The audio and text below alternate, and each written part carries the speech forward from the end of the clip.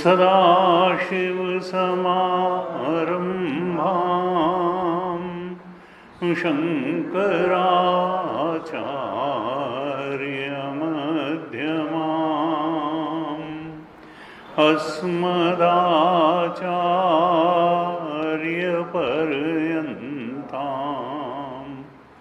वन्दे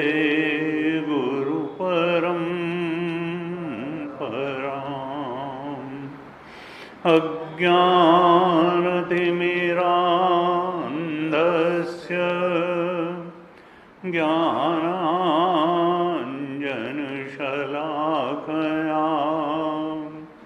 चक्षुरुन्मीलितं येन तस्मै श्री गुरवे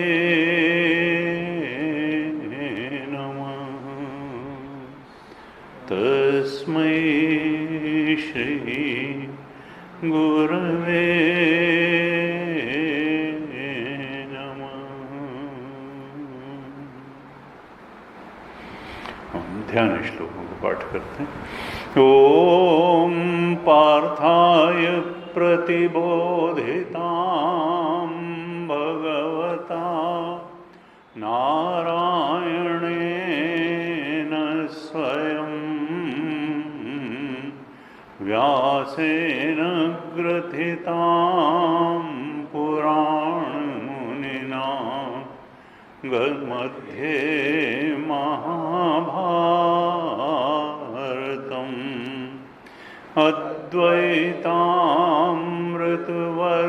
अद्वैतामृतवर्षिणीं भगवतीम् अष्टादशाध्यायिनीम्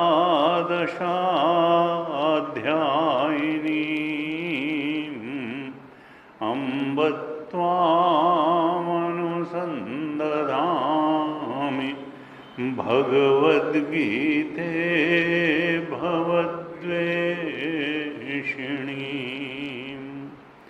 नमोऽस्तु ते व्यासविशालबुद्धे फुल्लारविन्दायतपत्रनेत्र येन त्वया भारततैलपूर्णः प्रज्वालितो ज्ञानमयः प्रदीपः प्रपन्नपारिजाताय स्तोत्रवेत्रैकपाणये ज्ञानमुद्राय कृष्णाय गीतामृतदुहे नमः। सर्वोपनिषदो गावो दोग्धा गोपालनन्दनः पार्थो वत्सः सुधीर्भोक्ता दुग्धं गीतामृतं महत् वसुदेवसुतं देवं कंसचाणूरमर्दनं देवकी परमानन्दं कृष्णं वन्दे जगद्गुरुं कृष्णं वन्दे जगद्गुरुम्।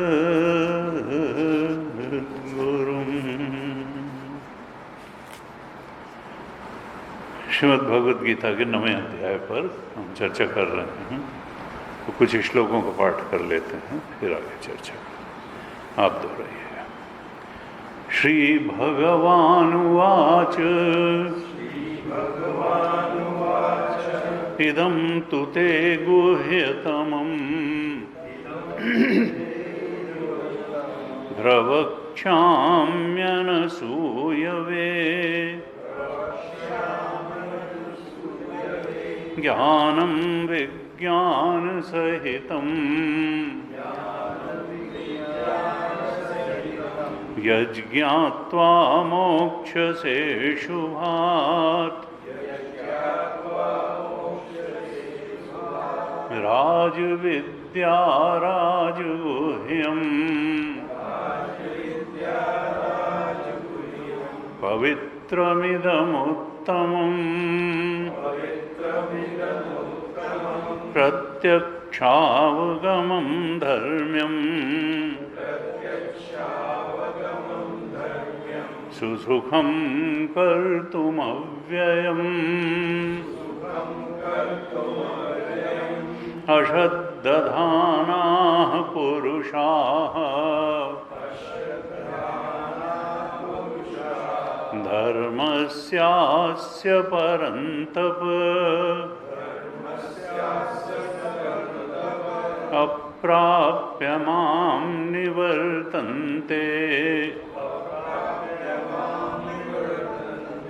मृत्युसंसारवर्त्मनि मया ततमिदं सर्वम् जगदव्यक्तमूर्तिना मत्स्थानि सर्वभूतानि न चाहं तेष्वस्थितः न च मत्स्थानि भूतानि पश्य मे योगमैश्वरम् भूतभृन्न च भूतस्थः ममात्मा भूतभावनः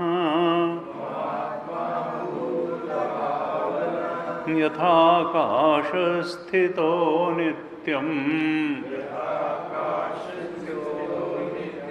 वायुः सर्वत्र गो महान्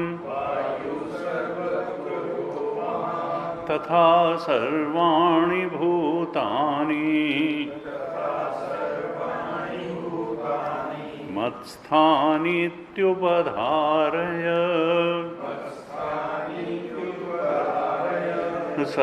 सर्वभूतानि कौन्तेय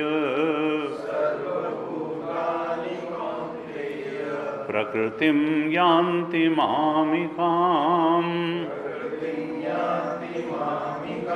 कल्पक्षये पुनस्तानि कल्पादौ विसृजाम्यहम् प्रकृतिं स्वामवष्टभ्य विसृजामि पुनः पुनः भूतग्राममिमं भूतग्राममिमं कृत्स्नम् अवशं प्रकृतेर्वशात्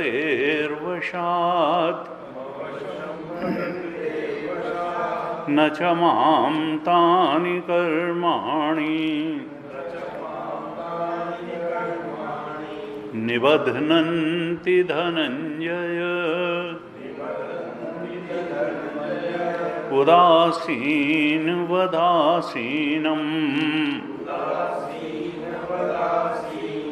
असक्तं तेषु कर्मसु मयाध्यक्षेण प्रकृतिः सूयते सचराचरम् हेतुनानेन कौन्तेय जगद्विपरिवर्तते अवजानन्ति मां मूढाः मानुषीं तनुमाश्रितम् परं भावमजानन्तः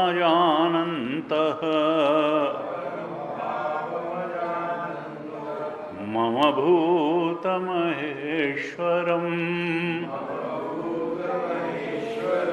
मम भूतमहेश्वरम्।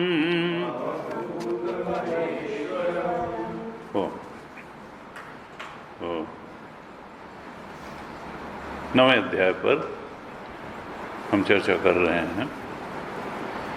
हमने इसके लगभग 4 श्लोकों पर चर्चा की थी। भगवान का प्रयास है कि हम अपनी समझ को ठीक कर लें। हालांकि हमको लगता है कि हमारी समझ ठीक है, लेकिन शास्त्र कहता है कि नहीं, तुम्हारी समझ ठीक नहीं है। तुम बात जैसी है उसकी ठीक उल्टी समझते हो। अब अगर बात को कोई बुद्धि बात को ठीक उल्टी समझ रही है तो फिर उस बुद्धि को ठीक कैसे कहा जा सकता है? हमारी दृष्टि से हमारी बुद्धि बिल्कुल ठीक है, लेकिन शास्त्र की दृष्टि से जो है हमारी बुद्धि में बहुत सुधार की आवश्यकता है। कितना सुधार की आवश्यकता है? वही पुराना राग वेदांत का कि है तो रस्सी तो तुम सांप समझे बैठे हो। तुम सांप को ही सत्य समझे बैठे हो और तुम उससे डरे चले जा रहे हो। या तुम कभी उसको माला समझे हो तो आकर्षित हो गए, ला उठा लें, भाई थोड़ा पहन लें, थोड़ा सौंदर्य बढ़ जाएगा। तुम हो आत्मा और तुम शरीर समझे बैठे हो अपने को। तो तुम जो है तो परमात्मा। तुम जगत को सत्य समझे बैठे हो, तुम शरीर को सत्य समझे बैठे हो, तुम इच्छाओं को सत्य समझे बैठे हो, और जो सत्य आत्मा है उसको जो है उसका कोई पता ही नहीं है।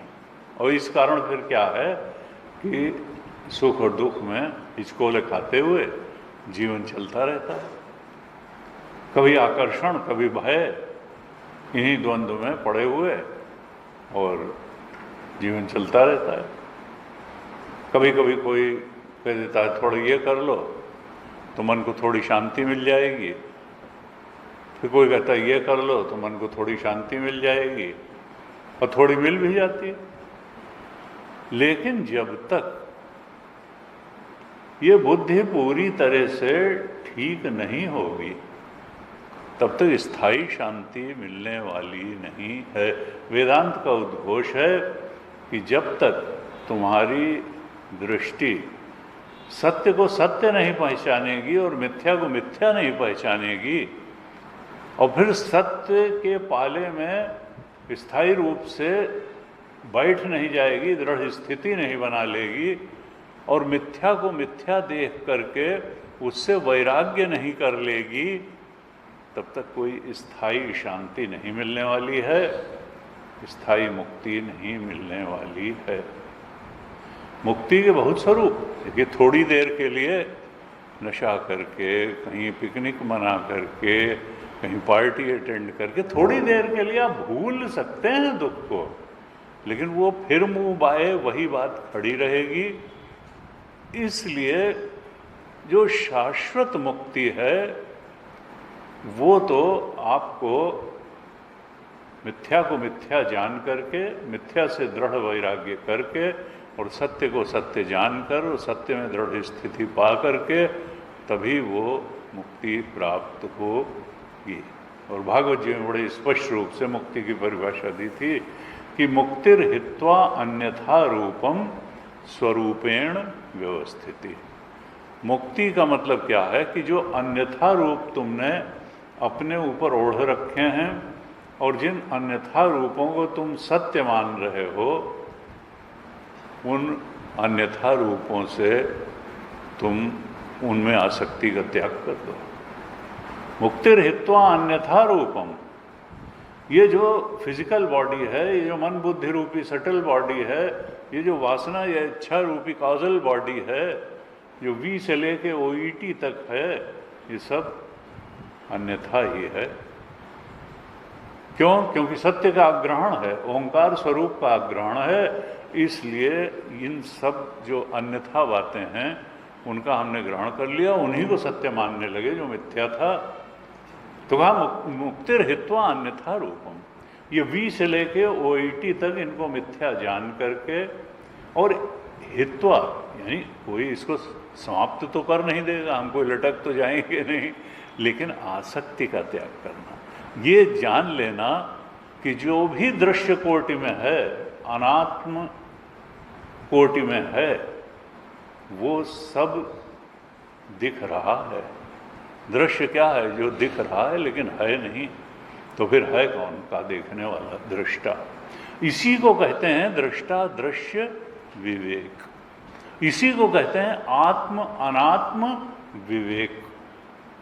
आत्म अनात्म विवेक कर पाना और फिर आत्मा के पलड़े में बैठ जाना कि हम आत्मस्वरूप हैं, या दृष्टा दृश्य विवेक करना और फिर स्वयं को दृष्टा रूप मान लेना और दृश्य को मिथ्या, जड़, असत और दुखद जान लेना और दृष्टा को ही सत्य, सुखद, आनंद स्वरूप और चेतन स्वरूप, ज्ञान स्वरूप जान लेना।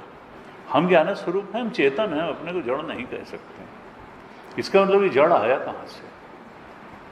अगर चेतन के टुकड़े नहीं हो सकते हैं, सत्यम ज्ञानम अनंतम ब्रह्म है, क्योंकि स्थूल में इतनी ताकत नहीं है कि सूक्ष्म के टुकड़े कर दे, और आत्मा सबसे सूक्ष्म है। आकाश के ही टुकड़े, तो आकाश से का भी जो अधिष्ठान है, आकाश का भी जो प्रकाशक है, उसके टुकड़े कौन कर देगा, कैसे कर देगा? तो आत्मा चेतन तो अनंत है और वो सत्य भी है और वही सुखद भी है। आनंदाध्येव खल विमानि भूतानि जायन्ते आनंदे न जातानि जीवन्ति आनंदम प्रयन्ति अभिसंविशन्ति तद विजिज्ञासस्व तद ब्रह्म। भृगुवल्ली में यही कहा। हम सुख को ही क्यों खोजते हैं, दुख को क्यों नहीं खोजते हैं? किसी ने हमको जो है यूनिवर्सिटी में पढ़ाया 10 साल कि नहीं, सुख जो है खोजने की चीज़ है। केचुआ भी सुख खोज रहा है, अमीबा भी सुख खोज रहा है, भैंस भी सुख खोज रही है, बकरी भी कुछ सब सुख खोज रही है। अब उसको लगता है हरे चारे में सुख है, किसी को लगता है ताजे मांस में सुख है, किसी को लगता है किसी चीज़ में सुख है। ये सुख की ही तलाश क्यों है? क्योंकि ये सब सुख की तलाश आत्मानंद की ही तलाश है ये। और जब तक आत्मानंद नहीं मिलेगा, ये विषय सुख से व्यक्ति तृप्त होने वाला नहीं है, क्योंकि तुम चेतन हो। परम चेतन का सुख, परम सुख जब तक नहीं मिलेगा तो ये विषय सुख से तुम्हारी तृप्ति नहीं होगी। ये थोड़ा थोड़ा सा तुमको एलिवरमेंट जैसा लगेगा, लेकिन मुक्ति नहीं होगी, तृप्ति नहीं होगी, तो संतुष्टि नहीं होगी। तो गीता जी का अप्रोच क्या है कि देखो, विवेक करो। दृष्टा दृश्य विवेक करो, आत्म अनात्म विवेक करो, अनात्म से आसक्ति का त्याग कर दो, और फिर आत्मा को तो तुम त्याग कर नहीं सकते हो। आत्मा तो तुम्हारा स्वरूप ही है, उसको कहाँ से त्याग कर दोगे? तो जिसको त्यागा ही नहीं जा सकता है, दृष्टा तुम्हारा स्वरूप है, दृष्टा को तुम त्याग नहीं सकते हो। दृश्य जहाँ तक है वहीं तक तुम त्याग सकते हो। जानी जाने वाली चीज़ों का तुम त्याग कर सकते हो, फिर वो बाहर के संसार के अनेक भेद वाले विषय हों, या ये स्थूल शरीर इसके अवयव हों, या मन बुद्धि के भावनाएं और विचार हों, या वासनाएं इच्छाएं हों, जहाँ तक देखी जा सकती हैं चीज़ें यहीं तक देखी जा सकती हैं। इनसे तो आसक्ति का त्याग कर सकते हो, इनको छोड़ सकते हो, लेकिन देखने वाले को कहाँ छोड़ोगे? दृश्य को तो छोड़ सकते, देखने वाले तो तुम ही हो, उसको छोड़ने का कोई उपाय नहीं है। इसलिए वही हो करके रह जाओ, और जो कुछ तुमने देखी जाने वाली चीज़ों को सत्य मान करके तादात्म्य करके ओढ़ रखा है, और जिसके कारण तुम परेशान हो, उन देखी जाने वाली चीज़ों से दूरी बना करके रहो। इस बात को बिल्कुल स्पष्ट रूप से समझ लो कि इस सृष्टि का एकमात्र सत्य दृष्टा ही है, और दृश्य जो है वो झूठा है, और दृश्य से जब तक तुम आसक्ति रखोगे तब तक तुम इच्छा और भय की अनंत पीड़ा में पड़े रहोगे। दृश्य से आसक्त होकर के दृष्टा सुख नहीं पा रहा है, ये भय और इच्छाओं में घिसट रहा है, एक अनंत पीड़ा में पड़ा हुआ है। जबरदस्ती अपने को दिलासा देता है कि हम सुखी हैं, सुखी होने का वो रास्ता ही नहीं है। दृश्य को झूठा समझना, दृष्टा को एकमात्र सत्य समझना, और इस दृष्टा को के ब्रह्मत्व में जाग करके, यही जागना है। जानिए तब ही जीव जग जागा, जब सब विषय विलास। विषय क्या है? दृश्य में ही तो विषय होते हैं। झूठे दृश्य की इच्छाओं और भयों को अनंत पीड़ादायक जान करके उनका त्याग कर देना, इस जीवत्व का, व्यक्तित्व का भी त्याग कर देना, क्योंकि अविद्या कामना कर्म से ही ये जीवत्व भी आया है। PFT, perceiver feeler thinker, real तो ओंकार है। तो दृष्टा के ब्रह्मत्व के बोध में जाग करके रहना, जान लेना कि यही एकमात्र सत्य है। मन बार बार अभ्यास, गलत अभ्यास के कारण दौड़ेगा दृश्य में, और उससे आसक्त होने की कोशिश करेगा, लेकिन ज्ञान मार्ग की, विचार मार्ग की, वेदांत की साधना यही है कि बार बार जब दौड़ के और पुराने और गलत अभ्यास के कारण दृश्य जगत में सुख ढूंढने जाए, तो तुम इसको हल्की सी चपत लगा के कहो कहाँ भाग रहा बेटा, 1000 बार देख चुका, अभी भी तू वहीं जो है घिसट के जा रहा है। समझाने से समझता नहीं, चल इधर रहे, तू अपने ब्रह्म स्वरूप में स्थित रहे, दृष्टा ही सत्य है, अपने सत्य स्वरूप में रहे। उधर वो इच्छाओं और भयों की अनंत पीड़ा में भागने की जरूरत नहीं है। इतने बार भागा, इतने बार परेशान हुआ, इतने बार दुख लेके लौटा, अब तो समझ जा, अब तो इधर रहे। कुछ लोग कहते हैं कि भाई तो फिर जब सब छोड़ ही देंगे तो शून्य हो जाएगा, फिर करेंगे क्या है? तो तुलसीदास जी ने बहुत सही बात कही। उन्होंने कहा देखो, जो भी दृश्य है उसको तुम स्वप्नवत और रज्जुवत, सर्पवत, स्वप्नवत और सर्पवत झूठ जान करके छोड़ दो। तो उमा कहूँ मैं अनुभव, तो उन्होंने कहा पहले तो झूठा सत्य जा ही बिन, आत्मा को जो दृष्टा के सच्चे ब्रह्मत्व को जाने बिना ही ये दृश्य की चीज़ें जो है सत्य लग रही हैं। ये झूठा है दृश्य, लेकिन ये सत्य लग रहा है। वही पीड़ा भी दे, झूठा सत्य जाहि बिनु जाने, जिम भुजंग बिनु रजु पहचाने, और जही जाने जग जाए हेराई, जागे जथा स्वपन भ्रम जाई। यानी दो ही चीज़ें कहीं कि ये जो भी दृश्य जगत है इसको तुम स्वप्नवत जान करके छोड़ दो, और इसको सर्पवत जान के छोड़ दो। ये झूठा है, ये एल्योर करता है, ये कभी भी तुम अपनी प्रॉमिस पूरी नहीं कर पाएगा, इसलिए तुम इसको छोड़ दो और ब्रह्मस्वरूप दृष्टा के ब्रह्मत्व के बोध में दृढ़ता से स्थित होकर के बैठ जाओ और जाग करके जागृत में हो। इसी जागृति में जागे हुए तब तुम इस दृश्य जगत में व्यवहार करो। तो उनका फिर करेंगे कौन? इच्छाओं की पूर्ति के लिए ही तो व्यवहार करते हैं। फिर क्या हाथ पे हाथ धर के बैठ जाएं, मुंह बंद कर लें, कान बंद कर लें, करें क्या? तो तुलसीदास जी ने कहा, वहाँ कहूँ मैं अनुभव अपना, सत हरि भजन जगत सब। जगत को तो सपना, रज्जु सर्पवत देखना और स्वप्नवत झूठ देखना, सर्पवत झूठ देखना ठीक है, लेकिन इसका मतलब ये नहीं कि आप कुछ करेंगे नहीं। फिर सत हरि भजन कहा। यहाँ भी ये जो उपाधियां हैं, मिथ्या उपाधियां हैं तीन शरीरों की, ये जो कारण शरीर तो नष्ट हो जाएगा ज्ञान से, लेकिन मन बुद्धि तो रहेगी, चेतन तो रहेगा, स्थूल शरीर तो रहेगा और संसार भी रहेगा, आश्रम भी रहेगा, गुरुकुल रहेगा और लोग रहेंगे। अगर आपने ज्ञान प्राप्त भी कर लिया, आपको साक्षात्कार हो भी गया, आपने बोध कर भी लिया कि भाई दृष्टा ही इस सृष्टि का एकमात्र सत्य है और ये दृष्टा ब्रह्म स्वरूप ही है, और उसमें धीरे धीरे करके समझते समझते विवेक करते करते दृष्टादृश्य का आत्मनात्मा आपको दृढ़ स्थिति भी प्राप्त हो गई।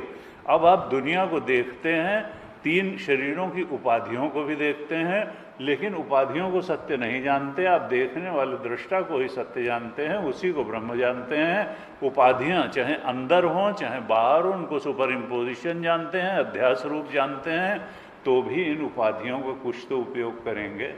कहाँ इनका हरि भजन में फिर उपयोग होगा, इनका इच्छाओं की पूर्ति में उपयोग नहीं होगा, क्योंकि तो देख लिया कि संसार में तो इच्छाएं जो हैं वो परेशान करके रख देती हैं। ये जो है, तो इससे फिर क्या होगा कि साक्षात्कार के बाद भी, आफ्टर रियलाइजेशन भी, कोई मन नहीं जाता। गुरुदेव ने कितना काम किया, अपने दृढ़ स्थिति को बनाए रखने के लिए भजन करना है और औरों की सहायता करने के लिए भी कार्य करना है, जैसे गुरुदेव करते रहे। तो ये नहीं है कि फिर उपाधियां बेकार हो जाएंगी या संसार बेकार हो जाएगा या जीवन में आपके करने के लिए कुछ रह ही नहीं जाएगा, आप हाथ पे हाथ धर के नहीं, आप बहुत उच्च स्तर से कार्य करेंगे। और कुछ संतों ने यह भी कहा कि जब आप परमात्मा को आवश्यकता होती है कि कोई तो उसका कार्य करने, वैसे तो भगवान सब सर्वसमर्थ हैं, अपना कार्य करते हैं, लेकिन जब उनको लगता है कि एक आदमी यहाँ है जो सक्षम भी है और हमारा कार्य कर रहा है, तो अनंत शक्तियाँ परमात्मा की उसके पीछे खड़ी हो जाती हैं और वो गुरुदेव जैसा इतना महान कार्य कर सकता है जो शायद कई लोग मिल करके भी एक जन्म में न कर पाए, वो एक जन्म में ही इतना अधिक काम कर डालता है। तो इसलिए हमको गीता का संदेश क्या है कि हमको अपनी समझ को ठीक करना है। अभी हम दृश्य को सत्य माने बैठे हैं, आत्मा का कोई पता नहीं है।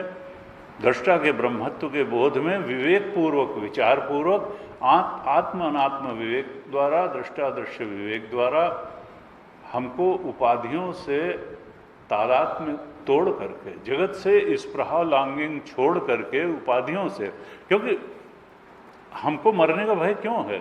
क्योंकि हमने शरीर में मैं बुद्धि करी है, नहीं तो प्रारब्ध से है, जैसे बना है वैसे चला जाएगा। असल में अगर ये झूठ है, दृश्य झूठ है, तो शरीर भी तो दृश्य कोटि में है।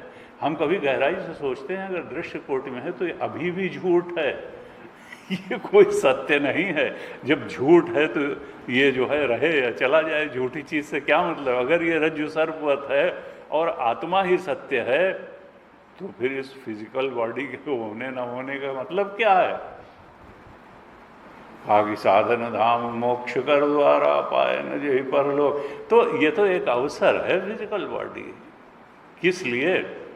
इच्छाओं को पूरी करने के लिए नहीं, ओंकार स्वरूप के बोध के लिए एक ये मिला हुआ है। उसको कर लेने के बाद स्वरूप का बोध प्राप्त लेने के बाद, दृष्टा के ब्रह्मत्व के बोध में दृढ़ स्थिति प्राप्त कर लेने के बाद फिर अगर आवश्यकता है तो फिर उस स्थिति को और दृढ़ किया जाए, और नहीं तो फिर औरों के आध्यात्मिक विकास में सहभागी बना जाए उनके लिए भी अवसर उत्पन्न किया जाए। लेकिन अंत में हमको इस ज्ञान की, विवेक की चोट तो देनी पड़ेगी। विवेक से वैराग्य की तरफ बढ़ना ही पड़ेगा, आत्म अनात्म विवेक की तरफ बढ़ना ही पड़ेगा, मोक्ष की इच्छा फिर उत्पन्न करनी ही पड़ेगी। और इस बात को बार बार समझना पड़ेगा कि भाई संसार सुख देता है, शरीर सुख देता है। शरीर है किस लिए, संसार है किस लिए, ये इच्छाएं सुख देती हैं कि दुख देती हैं। और ऐसे अगर हम विवेक करते रहेंगे, विचार करते रहेंगे, सत्संग के संपर्क में आके, तत्वदर्शी गुरु के संपर्क में आकर के, गीता, उपनिषद, वेद चूड़ामणि जैसे शास्त्रों के संपर्क में आके, तो चीज़ें बहुत स्पष्ट होती चली जाएंगी। क्योंकि उसमें 10 तरीके से हमको ये बात रगड़ रगड़ के समझाई गई है कि देखो, उलझने की ज़रूरत नहीं है, छूटने की ज़रूरत है। स्वामित्व की ज़रूरत नहीं है, त्याग की ज़रूरत है। स्वामित्व बंधन का कारण है और त्याग ही मुक्ति का कारण है। त्यागे ने के आसक्ति का त्याग करना है। असक्त बुद्धि सर्वत्र। जगत सब सपना, जगत को स्वप्नों का झूठ देखना ही पड़ेगा, है? और हरिभजन को सत्य जानना ही पड़ेगा। असल में तो हरि ही सत्य हैं, और चूंकि उनको पाने का माध्यम हरिभजन है, श्रवण मनन निधिध्यासन है, इसलिए हरिभजन जो है वो व्यापक एक ब्रह्म अविनाशी, सत चेतन घन आनंद राशि, अस प्रभु हृदय अछत अविकारी, और सकल जीव जग दीन दुखारी। नाम निरूपन नाम जतनते, सोई प्रगटत जिमि मोल रतनते। तुलसीदास जी ने लिखा, व्यापक है एक ब्रह्म अविनाशी। हमारे हृदय में चेतना बनकर के राम जी ही बैठे हैं, अविनाशी ब्रह्म ही बैठा है, जो कि सर्वव्यापक है और अविनाशी है। बाकी सब कुछ विनाशी है। दृश्य जगत में जो कुछ भी है सब विनाशी है। केवल वो ब्रह्म ही जो चेतना बन के बैठा है वही अविनाशी है, और वो व्यापक है। बाकी सब चीज़ सीमित है, लिमिटेड है। वो दो अनंत हो नहीं सकते, इसलिए वो तो प्रतीति मात्र है, आभास मात्र है ब्रह्म के अलावा जो कुछ भी है। व्यापक है एक ब्रह्म अविनाशी, सत चेतन घन। वही सत्य है, वही चेतन है, वही आनंद राशि है। आनंद घन है, चैतन्य घन है, सत घन है, सन्मात्र। नाम कहा, अस प्रभु हृदय अछत। ऐसे प्रभु हमारे हृदय में बैठे हुए हैं। वो सकल जीव जग दीन दुखारी। फिर भी हम लोग दीन दुखी हो करके क्यों? क्योंकि भगवान को महत्व दे नहीं रहे हैं, इच्छाओं को महत्व दे रहे हैं। भगवान को महत्व नहीं दे रहे हैं, संसार को महत्व दे रहे हैं, दृश्य को महत्व दे रहे हैं, दृष्टा को महत्व ही नहीं दे रहे हैं। अस्प्रभ हृदय अछत अविकारी, सकल जीव जग दीन दुखारी। जो तुलसीदास जी ने नहीं कहा कि जो मल्टीमिलियनर है वो नहीं, जो इस भ्रांति में पड़े हुए हैं कि दृश्य सत्य है और दृष्टा जो है उसके ब्रह्मत्व का बोध नहीं, वो सब की हालत यही है, सकल जीव जग दीन दुखारी। और फिर मुक्ति का रास्ता क्या है कि नाम निरूपण नाम जतनते। हम उसकी तरफ दृष्टि लौटाएं और उसका जो है नाम निरूपण। गुरु जी कहते ये केवल ये नहीं भाई, ये कुछ ज़्यादा ही सिंप्लीफाई कर देना है कि राम राम राम राम कहते रहो। नहीं, निरूपण का मतलब है उसके स्वरूप को भी जानो, उसके स्वभाव को भी जानो और उसके प्रभाव को भी जानो। सत्संग में उस ब्रह्म की, उन राम जी की सर्वव्यापकता को भी जानो और संदर्भों में उनकी करुणाशीलता को भी जानो। और अगर तुम वैसे ही कर्म है तो कर्म फलदाता के रूप में भी उनको जानो, भक्त के ऊपर अनुग्रह करने वाले करुणाशील के रूप में भी जानो और सब कुछ के परे ब्रह्म तत्व के रूप में भी जानो। हर रूप में भी उनको जानो। उनके स्वरूप को भी जानो, उनके प्रभाव को भी जानो, उनके स्वभाव को भी जानो।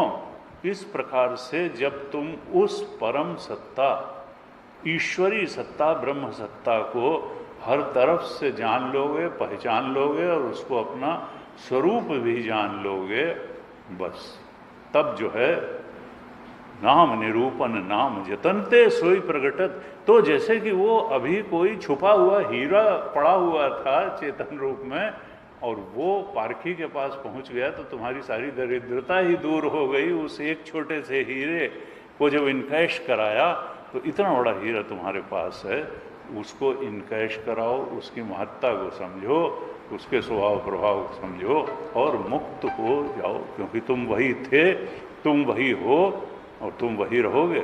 इसके अलावा न कुछ तुम थे, न हो, न होने वाले हो, सब कल्पना मात्र है। चेतना में ये दृश्य जगत मन की कल्पना मात्र है, चाहे अंतर जगत हो चाहे बहिर्जगत हो। सत्य तो चेतन है, आत्मा है, दृष्टा है, ब्रह्म है। तो इस प्रकार से ये हमारे जो शास्त्र हैं, यही ज्ञान जो है, भगवान ने कहा इदम तो ते गुह्यतमं प्रवक्ष्यामि अनसूये। अर्जुन, मैं ये गुह्यतम ज्ञान तुमको दूंगा और ज्ञान भी दूंगा और विज्ञान अनुभव भी करा दूंगा, जिससे तुम मोक्ष से अशुभात, तुम अशुभ से मुक्त हो जाओगे। और सबसे बड़ा अशुभ क्या है कि हम अपने को जीव मान के बैठे हैं। असप्रभु हृदय अछत, हम ब्रह्म स्वरूप हैं, राम जी हमारे अंदर चेतन बन के बैठे हैं और हम दरिद्र हैं। हम जीव बन करके संसार से थोड़े थोड़े सुख की भीख मांग रहे हैं और फिर वो सुख मिलता नहीं है तो अंतहीन पीड़ा में जन्मे, अंतहीन पीड़ा में चले जाते हैं, फिर वही राग अगले शरीर में शुरू हो जाता है। तो नाम निरूपण कहा, ज्ञानम विज्ञान सहितम यज ज्ञात्वा मोक्ष से अशुभात।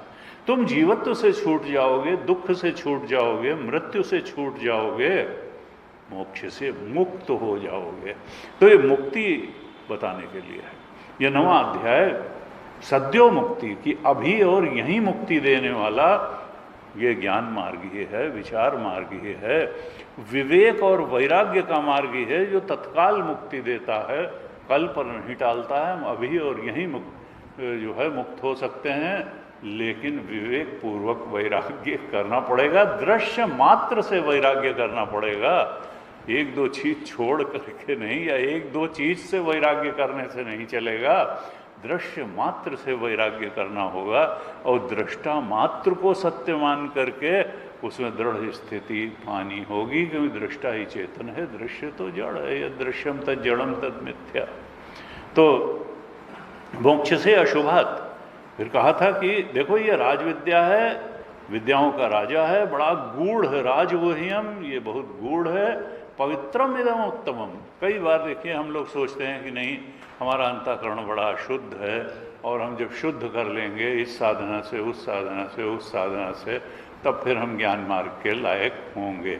लेकिन गीता जी कहती हैं ठीक है तुम वो सब करो जो चाहते हो, लेकिन नहीं ज्ञानेन सदृशम पवित्रम ही विद्यते। ज्ञान के समान पवित्र तुम अगर इस विवेक को करोगे, विवेक जन्य वैराग्य में स्थित होने का प्रयास करोगे, दृश्य को जड़ समझोगे, मिथ्या समझोगे, उसको जो है प्रतीति मात्र, आभास मात्र समझोगे, और दृष्टा को एकमात्र सत्य जान करके उसको, तो इस प्रकार से जो चिंतन है यही ज्ञान मार्ग है।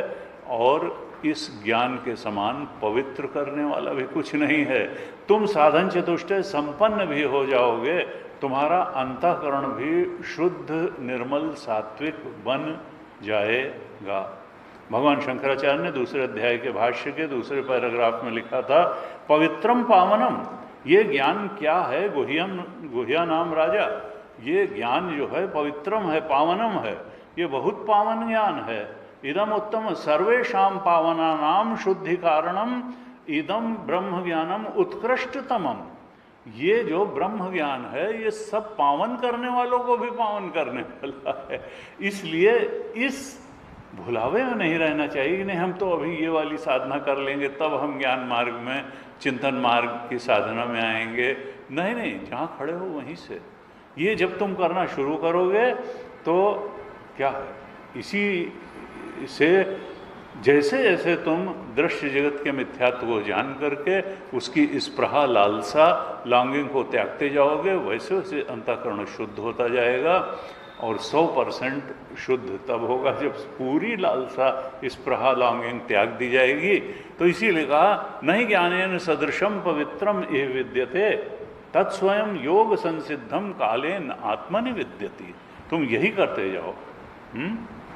अपिचेदसि पापेभ्य सर्वेभ्य पापकृत्तमः सर्वं ज्ञान प्लवेनैव वृजिनम संतरिष्यति। चौथे अध्याय के अंत कि चाहे ये ज्ञान की नौका में बैठ करके चाहे तुम सबसे बड़े पापी हो, अपिचेदसि पापेभ्य सर्वेभ्य पापकृत्तमः, सबसे बड़े, सर्वम ज्ञान प्लवेन वृजिनम, पाप के समुद्र को भी पार कर जाओगे। ये जो है कहा चौथे अध्याय के 36 और 38 श्लोक में ये कहा कि 26, 37, 38 बहुत प्रेरणादायी श्लोक हैं चौथे अध्याय के कि ज्ञानाग्नि सर्व कर्माणि भस्मसात्। ये संचित कर्म, ये प्रारब्ध कर्म और आगामी कर्म, ये कर्म ही का तो बांधे हुए, कर्म का ही तो बंधन है। ये सारे कर्म का पुंज ज्ञान की अग्नि जला करके भस्म कर देती है। यथई धांसि 37वें में कहा 4:37 में यथई धांसि समिद्धोग्नि भस्मसात् कुरुते अर्जुन ज्ञानाग्नि सर्वकर्माणि भस्मसात् कुरुते। तथा ये ज्ञान की अग्नि, ये जो कर्म का बंधन है, कर्म को ही जला के खाक कर देती है। जब संचित कर्म ही नहीं रहेंगे तो अगला जन्म कहाँ से होगा। बिल्कुल ये जो है कर्म जो कि संस्कार रूप में आए हैं, प्रारब्ध रूप में परिपाक हुए हैं, ये प्रारब्ध ही तो हमको इस देह के रूप में पंचभूतों को संगठित कर दिया है प्रारब्ध ने, और परिस्थितियां भी वही ले आता है। एक तरह से जन्म का कारण भी वही है, परिस्थितियों का कारण भी है। कौन? हमारे पूर्वजन्म के कर्म, प्रारब्ध जो भोग देने के लिए हो गए।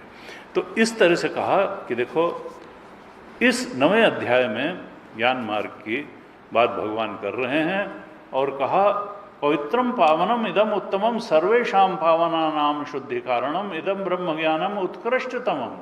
ये सब पवित्र करने वालों में पवित्र है, इसलिए तुम चिंता मत करो, बस इस राग पे चल दो। अनेक जन्म सहस्र संचितम अति धर्म अधर्मादि समूलम कर्म क्षण मात्रात् भस्मी करोति यतः अतः किम तस्य पावनत्वम। जन्म जन्मांतर के कर्मों को ये क्षण भर में भस्म कर देता है आत्मज्ञान, ब्रह्म ज्ञान। तो फिर इससे ज़्यादा पावन करने वाला कौन है? वही जो वहाँ चौथे अध्याय में कहा था यथैधांसि समिद्धोग्नि भस्मसात् कुरु ज्ञानाग्नि सर्वकर्माणि भस्मसात्। वही चीज़ यहाँ भाष्य में भी कह दी कि जो भस्म कर देता है धर्म अधर्म आदि समूल कर्मों को क्षण मात्र में, तो उससे ज़्यादा पावन क्या है। और ये प्रत्यक्ष ही सुख देने वाला है। ये भी नहीं है कि बस नेगेटिव को हटा देगा, नहीं, प्रत्यक्षावगमम। और ये धर्म से प्रतिकूल नहीं है, धर्म के अनुकूल है ये ब्रह्म ज्ञान। और सुसुखम कर तुम अव्ययम, और उनका समझने में बड़ा सुगम है। हम कहते हैं नहीं, ये कहाँ, अरे हमसे ना हो पाएगा। भगवान कह रहे हैं सुसुखम कर तुम अव्ययम, तो ये समझने में बड़ा सरल है क्योंकि इसमें कोई कठिन तपस्या नहीं है वर्षों वर्षों की। वो कह रहे दे सद्य फल प्रगट प्रभाव, तुरंत जो है सत्संग जो है ये फल देता है। तो ऐसे कहा। दूसरे में फिर तीसरे श्लोक में कहा कि अश्रद्धाना पुरुषा, अगर देखो इस पर श्रद्धा नहीं करोगे तब फिर ये फल नहीं देगा। यानी अश्रद्धा धर्मस्यास्य परंतु, ये आत्मज्ञान रूप धर्म जो है ये अश्रद्धालुओं के लिए नहीं है। भगवान शंकराचार्य ने पुरुषार्थ के लिए कहा था पाप कर्मा इंद्रिय लोलुप, जो बहुत काम क्रोध लोभ से ग्रस्त हैं, इंद्रिय लोलुप हैं, पाप कर्म हैं, उनके लिए फिर ये नहीं है। उनको दुराचरण छोड़ना पड़ेगा। पाप कर्म ठीक है, पिछला हिसाब भगवान नहीं गिनते हैं, लेकिन अब से तो छोड़ना पड़ेगा। अब से छोड़ना पड़ेगा। लोभ भी छोड़ना पड़ेगा, क्रोध भी छोड़ना पड़ेगा और कामनाएं भी छोड़नी पड़ेंगी, क्योंकि गीता जी ने कहा त्रिविधा नरकस्येदम द्वारम नाशन।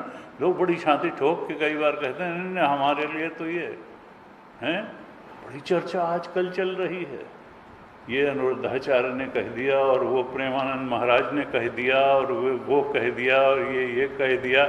अरे गीता क्या कहती है? गीता जो है 5000 साल पहले बोली गई, मनुष्य का नेचर कोई बदला नहीं है। ठीक है, देश काल परिस्थिति के अनुसार जो है चीज़ें थोड़ी सी बदलती हैं, लेकिन गीता ने क्या कहा? 16वें अध्याय के अंत में कहा कि त्रिविधा नरकस्येदम द्वारम नाशनम आत्मा। देखो 3 नरक के द्वार हैं जो आत्मा के बोध में तुमको स्थायी रूप से स्थित नहीं होने देंगे। वो क्या है? काम, क्रोध और लोभ। इन 3 को, यानी ये नरक के द्वार हैं, ये आत्मबोध के द्वार नहीं है, ये मुक्ति के द्वार नहीं हैं, ये पतन के द्वार हैं। इसलिए जितना हो सके सांसारिक कामनाओं से मुक्ति के लिए हमको प्रयास करना ही पड़ेगा। और मुक्ति तब तक नहीं होगी अगर हम सुंदर, सुखद और सत्य मानते रहेंगे दृश्य जगत को, तो कभी छोड़ नहीं पाएंगे। हमको इसके दुखदाई स्वरूप को, इसके जो है असत स्वरूप को और इसकी कुरूपता को, दुख रूपता को और असत रूपता को, मिथ्यात्व को बहुत क्लियरली समझना पड़ेगा। तभी हम इसकी आसक्ति त्याग कर पाएंगे, इस प्रहलांगिंग त्याग कर पाएंगे और इसको छोड़ पाएंगे। अगर हमारे अंदर बहुत महत्व बुद्धि बनी जाए, सुख बुद्धि, तो सुख से कोई वैराग्य नहीं कर पाता है। और ये एक सत्य है कि यह दृश्यम तद जड़म तद मिथ्या। हम खामख्याली में, खुशफहमी में इस सत्य को जब तक नकारते रहेंगे तब तक हम अपने ओंकार स्वरूप से अछूते रहेंगे। तो कहा देखो तुमको यह रियलाइज करना पड़ेगा। यही तो रियलाइजेशन है कि रियलाइज करो कि कामना तुमको सुख दे रही है कि दुख दे रही है, क्रोध सुख दे रहा है कि दुख दे रहा है, तुम्हारा जो संसार के का लोभ है ये तुमको सुख दे रहा है कि दुख दे रहा है। तो और तुम इस निष्कर्ष पे पहुंचो कि न कामनाएं सुख दे रही हैं, न क्रोध सुख दे रहा है और न लोभ सुख दे रहा है, बल्कि ये पतन की तरफ ले जा रहा है, ये नरक की तरफ ले जा रहा है। और फिर क्या करें? उन्होंने कहा 3 चीज़ें हैं जो मुक्ति की तरफ ले जाती हैं, परमानंद की तरफ ले जाती हैं, चरम और परम सत्य की तरफ ले जाती हैं, चरम और परम सुख की तरफ ले जाती हैं, आत्मबोध और मुक्ति की तरफ ले जाती हैं। और वो क्या हैं? कहा वो हैं ज्ञान, भक्ति और वैराग्य। एक तरफ है काम, क्रोध, लोभ जो पतन का, नरक जैसे पतन का मार्ग है, तो दूसरी तरफ ज्ञान, भक्ति और वैराग्य है जो सर्वोच्च आनंद को प्राप्त कराने वाला है, जो मुक्ति की तरफ बढ़ाने वाला है। इसलिए शास्त्रों का, उपनिषद और गीता का बिल्कुल खुला संदेश है कि उन 3 से तो बचो। और ये विजुलाइज करके, रियलाइज करके ही बच सकते हो, खुद इवैल्यूएशन करके बच सकते हो, क्योंकि पुस्तक का ज्ञान पुस्तक का है, गुरु का ज्ञान गुरु का है। तुम्हारा अपना ज्ञान, अपनी बुद्धि, अपनी दृष्टि, अपनी समझ जब तक ऐसी नहीं बनेगी तब तक फिर कोई आध्यात्मिक विकास नहीं होगा, तुम छोड़ नहीं पाओगे। इसलिए तुम्हारी समझ तुम्हारे साथ है, दूसरे की समझ दूसरे के साथ है। गीता तो अपनी बात कही रही 5000 साल से, लेकिन कितने लोगों ने काम, क्रोध लो, काम न छोड़ा, क्रोध न छोड़ा, राम भजन क्यों छोड़ दिया, ऐसे भजन भी लोग गाते रहते हैं। तो कहा कि देखो काम, क्रोध, लोभ जो है ये जान लो कि ये जो है नरक का द्वार है, और ज्ञान, भक्ति, वैराग्य यही मुक्ति का द्वार है। इसी को एक शब्द में तुलसीदास जी ने भजन कह दिया। वहाँ कहूँ मैं अनुभव अपना सत हरिभजन। हरिभजन का मतलब ज्ञान, भक्ति और वैराग्य तीनों का पालन जीवन में हो। और जगत सब सपना, जगत को सपना देख करके वहाँ से काम, क्रोध, लोभ, मोह के व्यर्थ के आकर्षण से वो त्याग दिया जाए। तो ये जो है सपना देख, तभी तो सपना रूप देखा। तो इसको हमको याद रखना चाहिए। और गीता जी ने कहा 18वें अध्याय के, हमने पिछली कक्षा में शायद बताया था, 18वें अध्याय का 49 श्लोक क्लाइमेक्स का श्लोक है ज्ञान का। कहा देखो आसक्त, इस संसार में हर जगह तुमको आसक्ति का त्याग करना है, ये नहीं कि थोड़ी थोड़ी चीज। असक्त बुद्धि सर्वत्र, बुद्धि की ही बात है। हमारे वेदांत में बुद्धि का जितना सम्मान है उतना कहीं नहीं है। You must analyse your tendencies. तुम्हारी बुद्धि किन धारणाओं मान्यताओं को लिए बैठी है, और जब तक तुम सत्य में नहीं जी रहे हो तब तक जान लो मान्यताओं धारणाओं में ही जी रहे हो।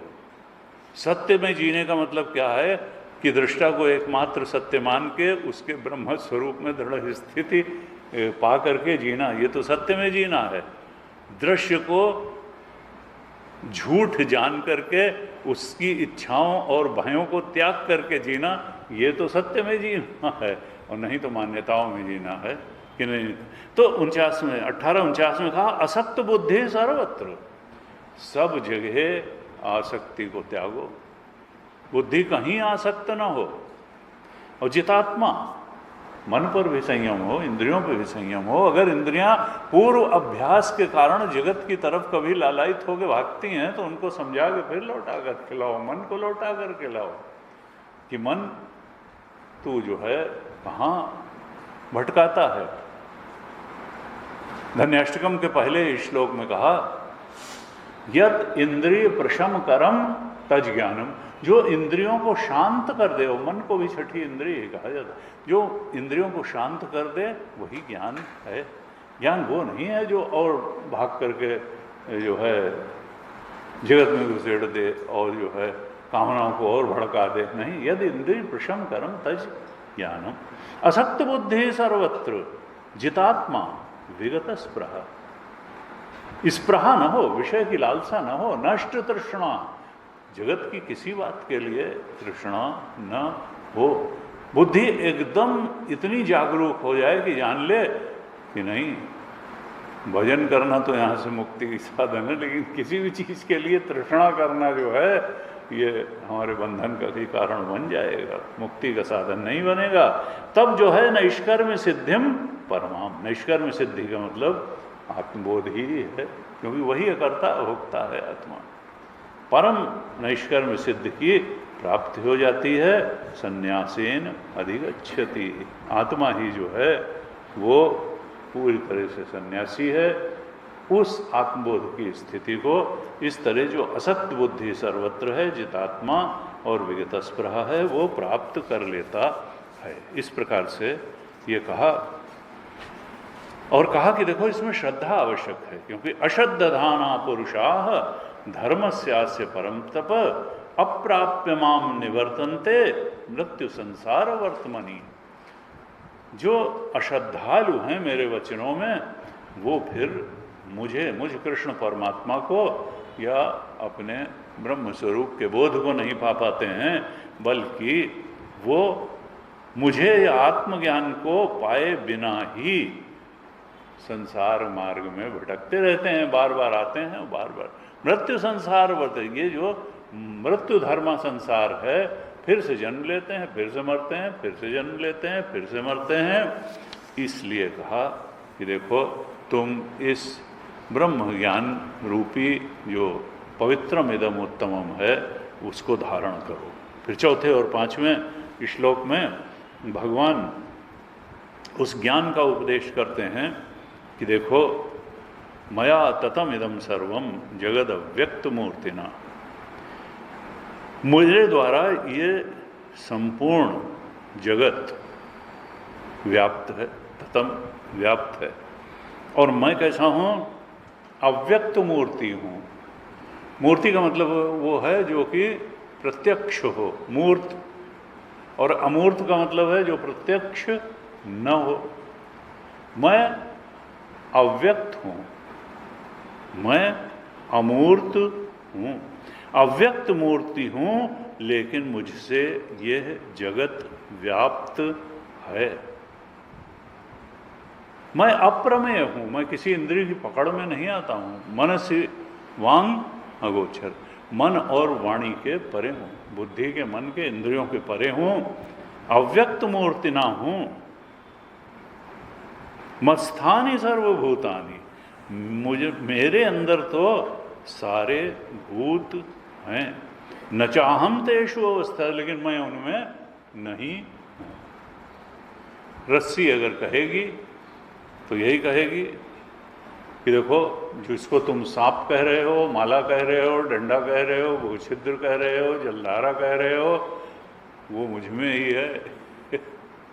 अज्ञानी की दृष्टि जो अध्यास को सत्य मान के बैठी है, जो जीव जगत को सत्य मान करके बैठी है, भेद विभेद को सत्य मान के बैठी हुई है, तो उसकी दृष्टि से तो जितना भेद है, जितना दृश्य है, जितनी हलचल है, उस सब का अधिष्ठान आत्मतत्व शुद्ध चेतन ही है। मत्स्थानि सर्वभूतानि, ये पंचभूत और पंचभूत से बना हुआ चराचर जितना भी है जड़ चेतन जगत, वो सब भगवान कहते हैं मुझ चेतन तत्व में ही है। अब चेतन तत्व बदल के तो कुछ बन नहीं सकता है, क्यों? क्योंकि वो तो सत्यम ज्ञानम अनंतम ब्रह्म है। इसका मतलब क्या है कि जो मुझ में है, दिखाई दे रहा है सर्वभूत, तो सर्वभूतों की स्थिति क्या हो गई? अध्यास रूप हो गई। वो अधिष्ठान है। यहाँ संबंध क्या है कि अधिष्ठान परमात्मा है, उसकी निर्विकारता बताने के लिए, बल्कि वो अधिष्ठान रूप है, और जितनी भी भूत और भूतों से बनी हुई विविधतापूर्ण जितना भी दृश्य जगत है, जितनी भी सृष्टि है, वो सब अध्यास रूप है। अध्यास का मतलब क्या है कि जैसे रस्सी में सांप जो है अध्यास है नहीं, लेकिन अज्ञानी दृष्टा को तो सांप ही सत्य दिख रहा है। अधिष्ठान रस्सी तो जिस समय रस्सी दिख जाएगी, सांप जने कहाँ चला जाएगा? उसको खोजने की जरूरत तो था ही नहीं, बस दिख रहा था नहीं, और रस्सी थी और दिख नहीं रही थी। इसी तरीके से आत्म तत्व, ब्रह्म तत्व जो हमारा ही स्वरूप है, वो है लेकिन दिख नहीं रहा है, वो अधिष्ठान है।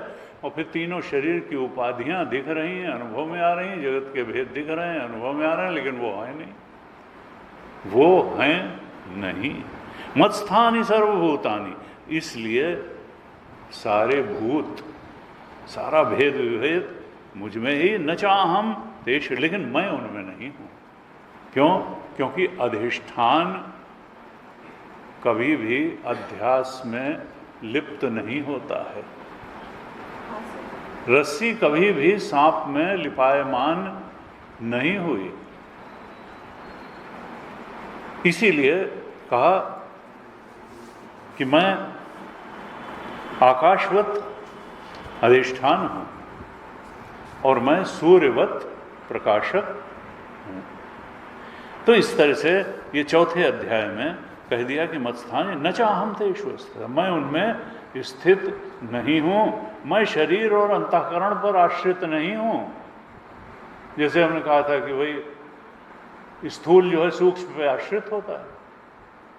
आकाश से लेकर के पृथ्वी तक उत्पत्ति हुई तो पृथ्वी किस पे आश्रित है? जल पे। जल किस पे आश्रित है?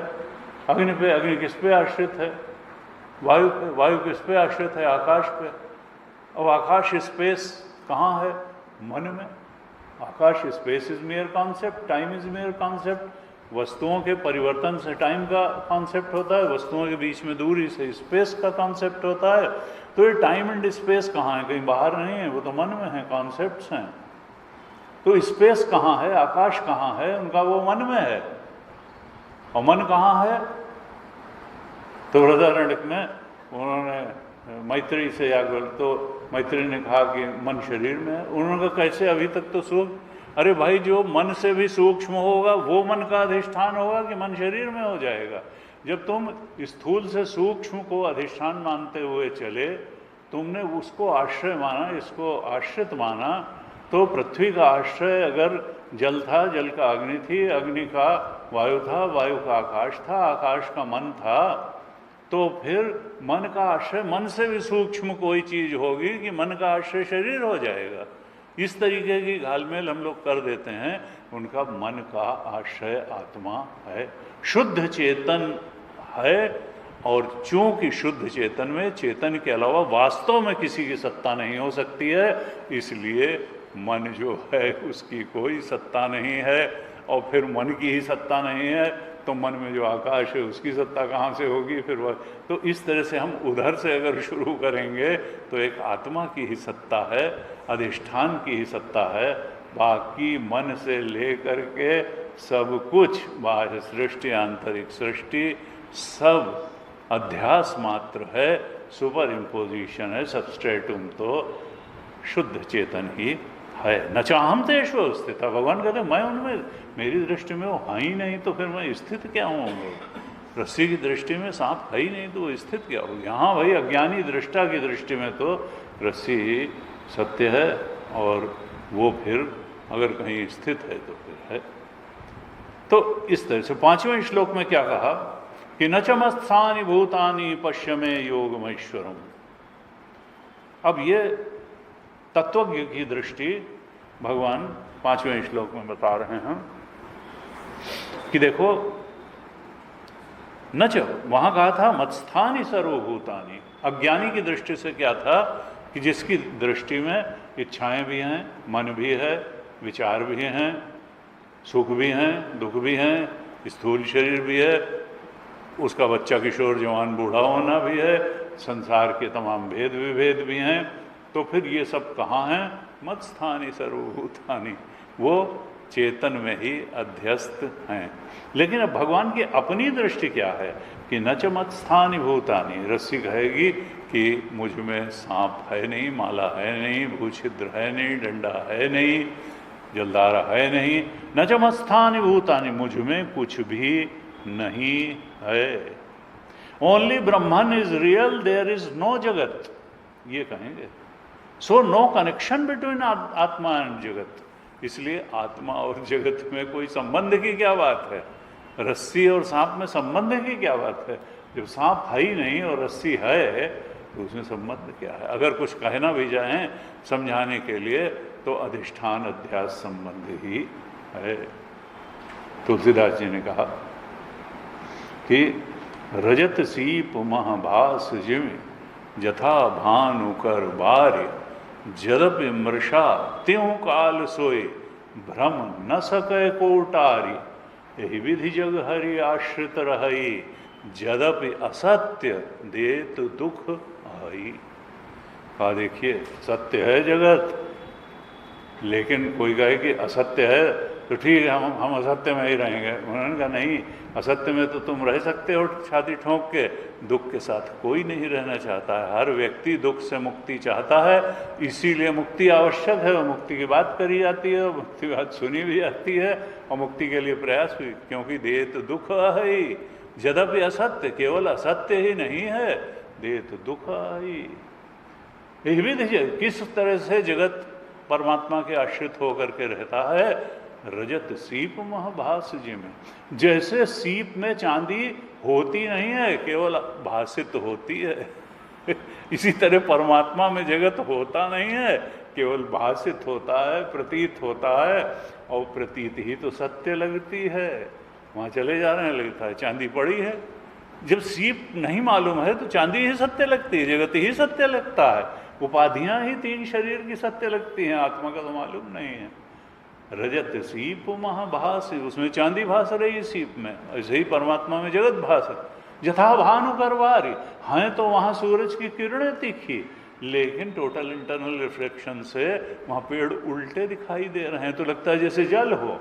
जहाँ तपती हुई सूर्य की किरणें हैं रेगिस्तान में, वहाँ जल का आभास हो रहा है। जहाँ पर परम सत्य, परम चेतन, परम आनंद आत्मा है, वहाँ ये सकल जीव जग दीन दुखारी दिखाई देते हैं। उल्टी बात हो जाती है। क्यों? क्योंकि वो आनंद स्वरूप का बोध नहीं है, तो फिर संसार के पीछे भाग के जीव दुख उठा रहा है। तो कहा रजत सीप महाभास जिम जथा भानुकर, कर का मतलब किरणें, भानुकर यानी सूर्य की किरणें। यथा भानु, जैसे सूर्य की किरणों में बारी यानी पानी दिखाई दे। यद्यपि मृषाति हूँ, ये तीनों कालों में चांदी में सीप नहीं है, किरणों में जल नहीं है। यद्यपि मृषा झूठा है, त्यों काल सोई भ्रम न। लेकिन आँख की बनावट ऐसी है, उसके पीछे बुद्धि की एनालिसिस ऐसी है कि हर आदमी को लगता है नहीं, चांदी ही ठीक है और जल ही है वहाँ। यद्यपि मृषाति हूँ भ्रम न सके को उठारी। लेकिन जो बोध प्राप्त है, ज्ञानी है, हिरन तो दौड़ दौड़ के मर जाता है, लेकिन मनुष्य तो जानता है कि वहाँ जल वल कुछ नहीं है। जो जानता है कि चांदी वांदी नहीं, भागने की जरूरत नहीं है, अध्यास में पढ़ने की जरूरत नहीं है। इस जगत में जो कुछ पाने योग्य दिखाई देता है वो चांदी जैसा ही है। वहाँ निकलेगी सीप, उससे जो भी लगता है कि प्यास बुझा देगा, जहाँ जहाँ जो चीज़ें लगती हैं कि इनको भोग के प्यास नहीं, वहाँ तो उल्टा हो जाएगा। वहाँ सूर्य की तपती किरणें हैं, दौड़ दौड़ के परेशान हो जाओगे, प्यास व्यास कुछ नहीं बुझेगी। यद्यपि मृषाति हूँ काल सोई भ्रम न सके कोटार, यही विधि जग हरि आश्रित रही। इसी प्रकार से ये जगत परमात्मा के अधिष्ठानत्व में रहता है, यानी ये अध्यास मात्र है, सीपवत और जलवत। यही विधि जगत, यद्यपि असत्य, ये असत्य है। तुलसीदास जी ने तो मिथ्या भी नहीं कहा, असत्य ही कह दिया। यद्यपि असत्य, लेकिन देत दुख आई। और उन्होंने कहा जा सुकृपा सुभ्रम मिट जाई, गिर जा सोई कृपालु रघुराई। तुम तो उसका भजन करो, नाम निरूपन नाम जतन ते, सोई प्रगटत जिमें मोल रतन ते। हैं जा सुकृपा, जो सपने सिर काटे कोई, बिनु जागे न दूर दुख होई। सपने में अगर कोई सिर काटने के लिए पीछे पड़ा है तो फिर वहाँ ये नहीं है किसी से लगाओ, माफिया की शरण में जाओ, पुलिस की शरण में, थाने जाओ, नहीं, बस जाग जाओ।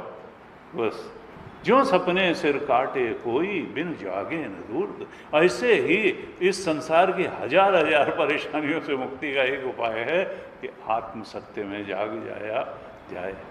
बिनु जागे न दूर, जा सुकृपा सुभ्रम मिटी जाई, गिर जा सोई कृपालु रघुराई।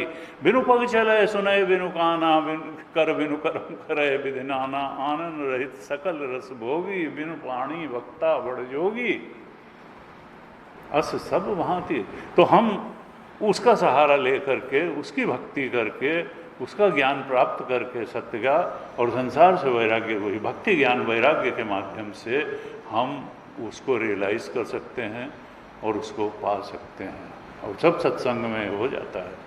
तो कहा न च मत्स्थानि भूतानि पश्य में योग में, मुझ में कुछ भी नहीं है, जरा मेरा ऐश्वर्य भी देखो और मेरा याथात्म्य, योग का मतलब है मेरा ट्रू नेचर जो है वो भी देखो, क्योंकि मुझ में मेरे अलावा कुछ भी नहीं है। ये मेरा याथात्म्य है। योग क्या है? जो मैं वास्तव में हूँ। तो वास्तव में तो मुझ में मेरे अलावा कुछ है ही नहीं। चराचर जगत ये मुझ में नहीं है। न शरीरों की उपाधियां हैं, न जीवत्व का भेद है, न जगत का भेद है, कोई भेद नहीं है। एक तत्व है, एक में अद्वितीयम है। ये मेरा योग है। और मेरा जादू देखो, मेरी माया देखो, कि मेरा ऐश्वर्य देखो, कि सब कुछ के बीच में भी मुझे तुम देखना जानो। मेरा ऐश्वर्य भी, मेरा प्रभाव भी तुम देखो। जो 10वें अध्याय में अभी भगवान बताएंगे कि उसमें मैं क्या हूँ। ना उसमें मैं सर्पों में मैं वासुकी हूँ, नदियों में मैं गंगा हूँ, पर्वतों में हिमालय हूँ। इस तरह से मेरा प्रभाव भी देखो, जरा बाहर से भी देखो, मेरा प्रभाव भी देखो, मेरा स्वरूप भी देखो, मेरा स्वभाव भी देखो। भूत भ्रत न च भूतस्थ, मैं भूत भ्रत हूँ, यानी भूतों का भरण पोषण करने वाला हूँ। अब कैसे भरण पोषण करने वाले हैं? हमारे अंदर जो ज्ञान शक्ति है, जो क्रिया, जो कुछ भी है अध्यास में, उसका कारण तो अधिष्ठान ही है। माया शक्ति से ही हम निर्मित हैं, और हमारी चाहे ज्ञान शक्ति हो, चाहे क्रिया शक्ति हो, उस सब में माया शक्ति हो। शाखयोर द्वयी शक्ति मूल का रमण महर्षि ने कहा। क्रिया शक्ति भी है तो माया शक्ति से है, और माया की अपनी कोई शक्ति नहीं है। ब्रह्माश्रया माया, भगवान की शक्ति से ही माया शक्तिवान होती है। यानी अल्टीमेटली देखा जाए तो माया की भी क्या शक्ति है? वो भगवान की शक्ति है। भगवान ही सबको पोषण दे रहे हैं। क्रिया शक्ति भी उनकी, ज्ञान शक्ति भी उनकी। भूत भृत, मैं ही सबका भरण पोषण करता हूँ। भगवान की ही सत्ता से सब सत्तावान हैं। जासु सत्यता ते जड़ माया, भास सत्य इव मोह सहाया। अज्ञानी की दृष्टि में ही सब कुछ है, मोह सहाया। वही परमात्मा जगत बना है, जीव बना है। सब भेद विभेद जो है उसी के हैं। सत्ता, अगर ये संसार सच लगता है तो अधिष्ठान सत्ता परमात्मा सत्ता चूंकि बैठी है नीचे, इसलिए जगत भी जीव भी। भूत भृत न च भूतस्था, मैं नहीं भी हूं क्योंकि मैं असंग हूं। रस्सी सांप को सत्ता देते हुए भी सांप से असंग रहती है। चांदी को सीप सत्ता देती है, सीप ना हो तो चांदी भी नहीं होगी, लेकिन सीप चांदी से असंग भी रहती है। भूत भृत न च भूतस्थ, सीप जाग करके चांदी में स्थित थोड़ा हो जाती है खाली, लेकिन सत्ता तो चांदी की सीप की ही वजह से है। सांप की सत्ता रस्सी की वजह से। भूत, मैं भरण पोषण करता हूं, सबको सत्ता देता हूं, लेकिन मैं सबसे असंग रहता हूं। न च भूतस्थ, मैं उनमें स्थित नहीं हो जाता हूं, असंग ही रहता हूं। ममात्मा भूत भावना, असल में मैं कृष्ण परमात्मा ब्रह्म तत्व आत्म तत्व ही भूत भावना, भूतों को उत्पन्न करता हूं, उनको बढ़ाता हूं। रस्सी न हो तो सांप न पैदा होगा न बना रहेगा। अगर परमात्मा अधिष्ठान न हो तो न जीव पैदा होंगे न बने रहेंगे, न जगत पैदा होगा न बना रहेगा। जगत का भी अधिष्ठान, उसको सत्ता देने वाला, उसको उत्पन्न करने वाला, उसको बढ़ाने वाला, चलाने वाला, पोषण देने वाला अधिष्ठान परमात्मा ही है। जीव को भी उत्पन्न करने वाला, उसको सत्ता देने वाला, उसको पोषण देने वाला वो परमात्मा तत्व आत्म तत्व ही है। इसलिए भगवान ने कहा मैं भूत भृत हूँ, भरण पोषण करता हूँ। न च भूतस्थ, लेकिन मैं असंग भी हूँ। और ममात्मा भूत भावना, ये आत्म तत्व जो है यही भूतों को उत्पन्न भी करता है, सत्ता देता है, बढ़ावा देता है। लेकिन वास्तविकता क्या है कि भगवान ये सब करके संसारी नहीं हो जाते हैं। न च मत्स्थानि भूतानि, मेरे अंदर वास्तव में मेरी दृष्टि से, तत्वज्ञ की दृष्टि से या परमात्मा की दृष्टि से कोई भूत का अस्तित्व ही नहीं है। वो जो है अध्यास मात्र हैं। ऐसा मेरा योग और ऐश्वर्य सब देखो, ऐसी मेरी सत्ता को तुम पहचान लो कि वो एक दृष्टि से है भी और एक दृष्टि से नहीं भी है। असल में वास्तविकता तो यही है कि जब हम पहचान लेंगे तो हम जान लेंगे कि ये दृश्य सारा का सारा झूठ है, अध्यास है। दृष्टा ही सत्य है, वही अधिष्ठान है और वही ब्रह्म है। आत्म अनात्म विवेक, दृष्टा दृश्य विवेक जब कर लेंगे और दृष्टा को ही एकमात्र सत्य जान करके, ब्रह्म तत्व जान करके, अपना स्वरूप जान करके उसमें दृढ़ता से स्थित हो जाएंगे और दृश्य मात्र को झूठ और दुखदाई मान लेंगे, तब हमको फिर उससे वैराग्य करने में भी कोई परेशानी नहीं होगी। लेकिन जब तक हम द्वंद्व में पड़े रहेंगे कि थोड़ा भगवान भी मिल जाते और थोड़ा संसार भी मिल जाता, तब फिर भाई तब तक जो है अभी साधक की स्थिति रहेगी। कभी हम हिचकोले खा के उधर चले आएंगे, कभी हिचकोले खा के इधर आएंगे।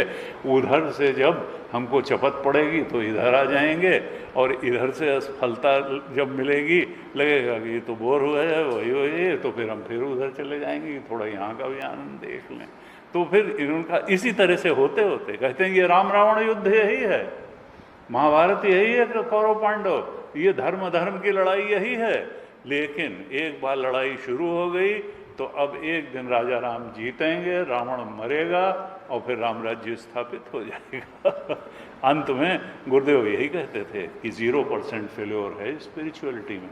करते करते करते करते इस जन्म में नहीं, अगले जन्म में, अगले जन्म में, अगले जन्म में हम उस परम सत्य ब्रह्म तत्व के बोध में स्थित हो ही जाएंगे। तो ये प्रेरणादायक उनका है कि 0% फेल्योर है स्पिरिचुअलिटी में। तो हम बढ़ते चले जाएं उत्साहपूर्वक, और बाकी फिर झटके तो लगते हैं किसी भी साधना में, हर समय तो आदमी जीतता नहीं तो फिर जो है कभी फिसलेगा कभी उठेगा, लेकिन चलते चलते फिर पहुंच जरूर जाएंगे। तो आज यहीं तक रखते हैं। ओम पूर्णमदः पूर्णमिदं पूर्णात् पूर्णमुदच्यते पूर्णस्य पूर्णमादाय पूर्णमेवावशिष्यते। ओम शांति शांति शांति। हरि ओम श्री गुरुभ्यो नमः। हरि ओम।